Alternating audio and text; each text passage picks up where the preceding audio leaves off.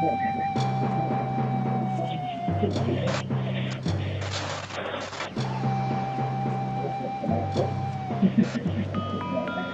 mga buddy? Oh my God. Kamusta na kayo? Mabuti naman. Magandang araw sa'yo, Teniente. Ganon din sa'yo, Commander.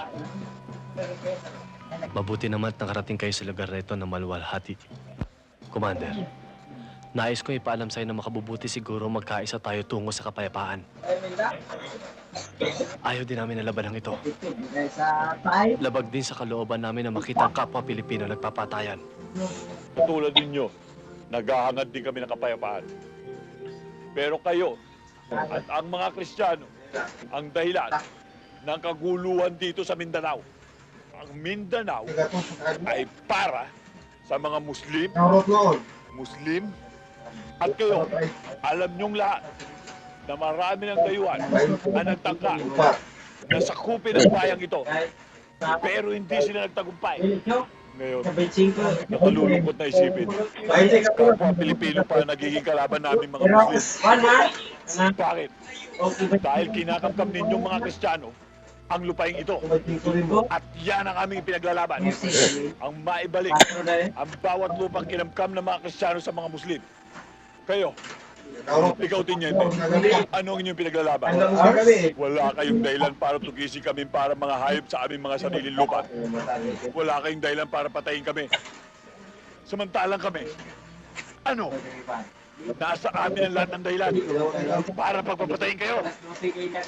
Mga sundalo kami. At meron kami mga utos na sinusunod. May plano ang gobyerno para sa kaunlad ng Mindanao. Para sa kaunlaran ng bawat Pilipino. Oo, may plano ang gobyerno, pero hindi para sa lahat. Hindi para sa aming mga Muslim, kundi para sa iilan lamang mayayamang politikong gusto maghari dito sa buong Mindanao. Mga politikong sakit. Tingnan mo, Teniente, kung sino nagmamayari ng malalaking lupain dito. Malalaking radyo dito. Mga umaabuso ng punong kahoy. Hindi ba kayo mga Kristiyano?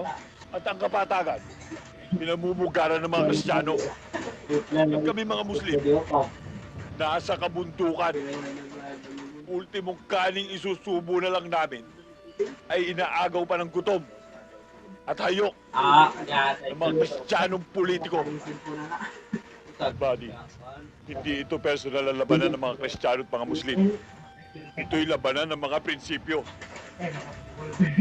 At kayong mga sundalo, hanggat nagpapagamit kayo sa nakatata sa inyo, sa mga taong may katungkulan sa politika, marami pang walang malay at walang kinalaman ng malalagas.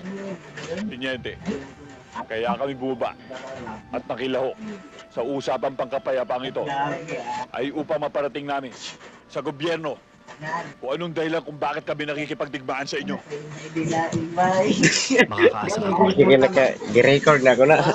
Magandang araw sa'yo, Teniente.